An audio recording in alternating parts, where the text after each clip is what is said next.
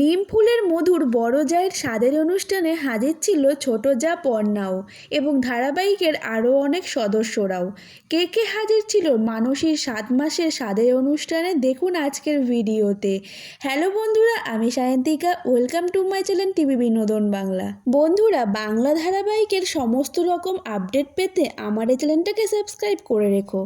দ্বিতীয়বার মা হতে চলেছেন নিম ফুলের মধুর মৌমিতা অর্থাৎ মানসী সেনগুপ্ত। গত নভেম্বরই সেই সুখবর অনুরাগীদের সঙ্গে ভাগ করে নিয়েছিল অভিনেত্রী। রোববার 12ই জানুয়ারি স্বাদ খেলেন মানসী। 7 মাসের অন্তঃসত্ত্বা অভিনেত্রী। মার্চেই কোলে আসবে সন্তান। এদিন লাল পাড় সাদা শাড়িতে সাজলেন মানসী, সাথে গা ভর্তি সাবেকি গয়না। অন্তঃসত্ত্বা অবস্থাতেই নিজেই গাড়ি চালিয়ে এলেন অনুষ্ঠানের ভেন্যুতে। শহরের এক নামী রেস্তোরাঁয় বসেছে মানসীর সাতবক্ষণের অনুষ্ঠানের ফাঁকে মেয়ের সঙ্গে মানসীর মিষ্টি মুহূর্ত ক্যামেরা বন্দী হলো। কিছুদিন আগে অভিনেত্রী গর্ভাবস্থা সংক্রান্ত জটিলতার কারণে হাসপাতালে ভর্তিও ছিলেন। আপাতত মাতৃকালীন ছুটিতে রয়েছেন তিনি।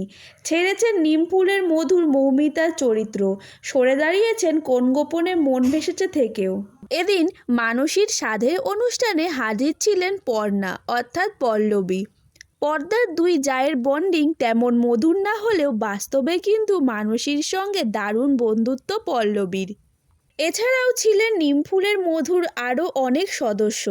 হাজির ছিলেন ছোট্ট পুটিও। অন্যদিকে কোন গোপনে বন ভেসেছে অনিকেতের মাও এদিন হাজির ছিল। মায়ের হাতে পায়েস খেলেন মানসী।